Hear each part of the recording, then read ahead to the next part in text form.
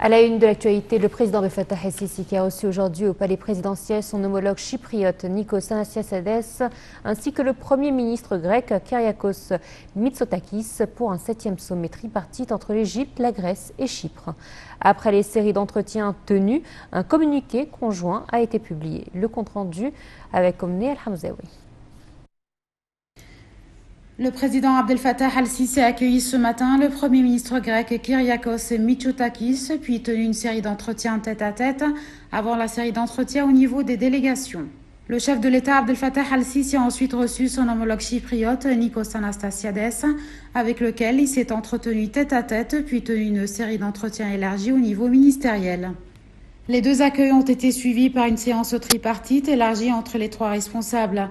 Par la suite, une conférence de presse a été tenue. Le président Abdel Fattah el-Sisi a affirmé qu'il s'agissait du 3e sommet tenu au Caire depuis le lancement de l'initiative au Caire en novembre 2014 et d'une première participation du nouveau Premier ministre grec, un sommet qui consolide les rapprochements des points de vue à l'égard des questions d'ordre régional et international et qui renforce le mécanisme de coopération tripartite en cours.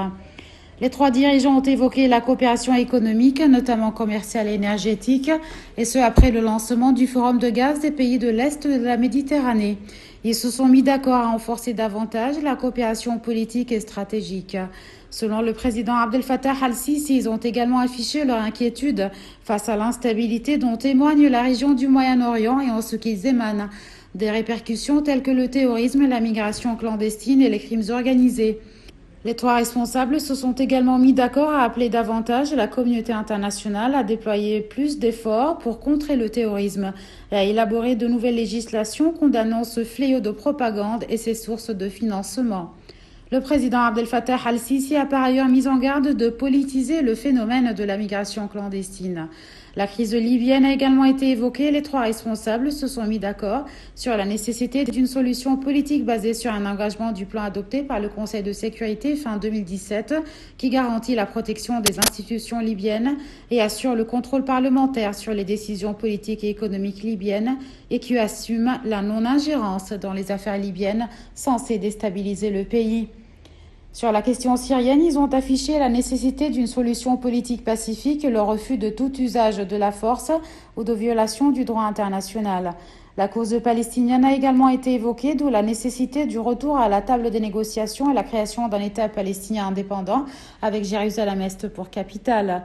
Quant à l'instabilité dans la région de la Méditerranée, le président Abdel Fattah el-Sisi a condamné les méthodes ou pratiques unilatérales entreprises et les tentatives de polarisation régionale et internationale. Les trois responsables se sont mis d'accord à renforcer et à consolider les mécanismes de coopération tripartite qui jouent désormais un rôle dans le rapprochement des pays arabes et africains d'une part et les pays de l'Union européenne d'autre part, notamment à la lumière de la tenue du 4e sommet Union européenne-Monde arabe prévu à Athènes le 29 et 30 octobre.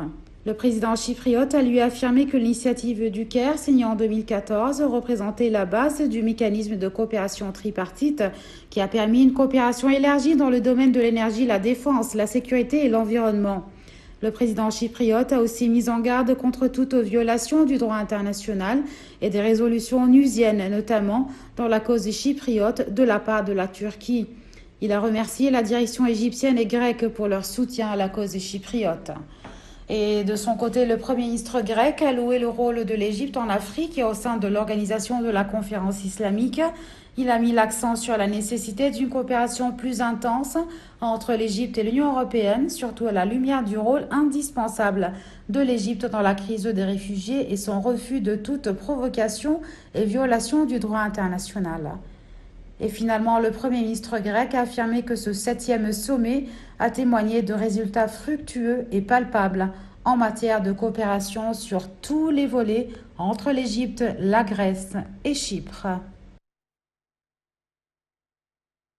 Un 7e sommet tripartite entre l'Égypte, la Grèce et Chypre qui vient consolider cette coopération triangulaire exemplaire en matière économique et énergétique, mais aussi un sommet qui, encore une fois, reflète cette confiance affichée de la part de la Grèce et de Chypre à l'égard de l'Égypte en tant que principal pilier de la région de la Méditerranée, l'Est de la Méditerranée, face à toute ingérence étrangère. Du palais présidentiel, Omne Al-Hamzaoui pour Nahel International. Rappelez que le président égyptien chypriote Abdel Fattah el-Sisi, Nikos Anastasiades et l'ancien premier ministre grec Alexis Tsipras se sont réunis à Ulonda, en Crète, le 10 octobre 2018, et ce, à l'occasion du 6e sommet Grèce, Chypre et Égypte. Dans le cadre de ce partenariat trilatéral sur la base de valeurs d'intérêt commun, les États ont réaffirmé leur volonté d'élargir et d'approfondir leurs relations dans divers domaines. Un commentaire. Dans une déclaration commune, les trois leaders ont affirmé reconnaître que les principes directeurs du partenariat tripartite sont le respect du droit international et les principes consacrés par la Charte des Nations Unies. Lors de ce sommet tripartite, qui a aussi permis des réunions bilatérales, les chefs de trois délégations se sont félicités des avancées depuis le dernier sommet à Nicosie et ont discuté de nombreux enjeux de la région. Parmi les sujets discutés, les questions liées à l'immigration, à la Libye, à la Syrie, au conflit israélo-palestinien ou encore à la pollution et au tourisme ont fait l'objet des débats. Cette coopération trilatérale ayant pour but de lutter contre le terrorisme international et instaurer une sécurité à long terme préfigure un partenariat renforcé entre l'Union européenne et l'Égypte et précède le sommet Union européenne et Ligue arabe qui se tiendra au début de l'année 2019. En termes énergétiques, les défis sont nombreux pour l'avenir. Les trois États entendent promouvoir une coopération énergétique dans les domaines des hydrocarbures, de l'électricité et des énergies renouvelables.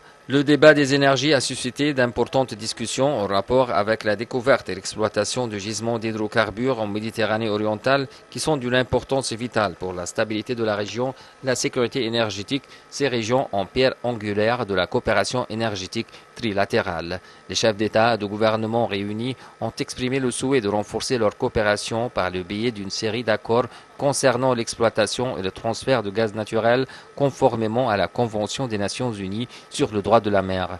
Ils ont entendu de même fait poursuivre rapidement les négociations sur la délimitation de leurs frontières maritimes communes en appelant Ankara à cesser ses activités illégales dans l'Asie chypriote. Par ailleurs, les trois États ont également affirmé leur soutien indéfectible aux efforts menés par la République de Chypre dans sa recherche d'une solution globale au regard du droit international dans un contexte d'occupation militaire illégale par la Turquie. Le chef du gouvernement, Mostafa Madbouli, a prononcé aujourd'hui un communiqué devant le Conseil des députés sur la performance de son cabinet durant la dernière période.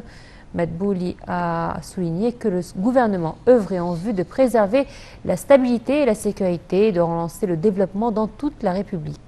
Le Premier ministre a indiqué que le taux de croissance avait augmenté de 5,6% cette année, tandis que le taux de chômage avait diminué de 7,5%.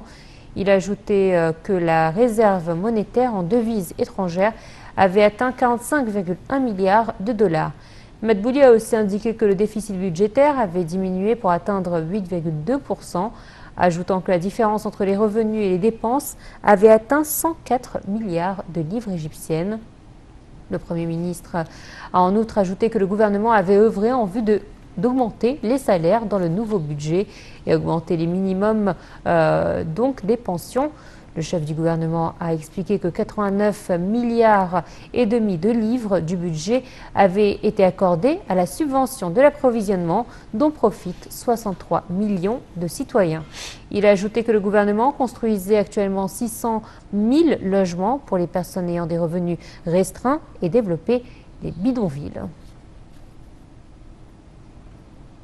Les indices de la Bourse du Caire ont clôturé en baisse lors de la séance d'aujourd'hui. Cette baisse est due à des opérations de vente entreprises par des investisseurs étrangers pour collecter des gains. Le capital des entreprises cotées à la Bourse a perdu 3 milliards de livres égyptiennes, atteignant 721,7 milliards de livres égyptiennes. L'indice principal IGX 30 a diminué de 0,58% pour clôturer à 14 348 points. L'indice de petites et moyennes entreprises AGX 70 a perdu 0,8% avant de clôturer à 526,09 points. Et l'indice AGX 100, le plus élargi, a perdu 0,71%, clôturant à 1406,24 points.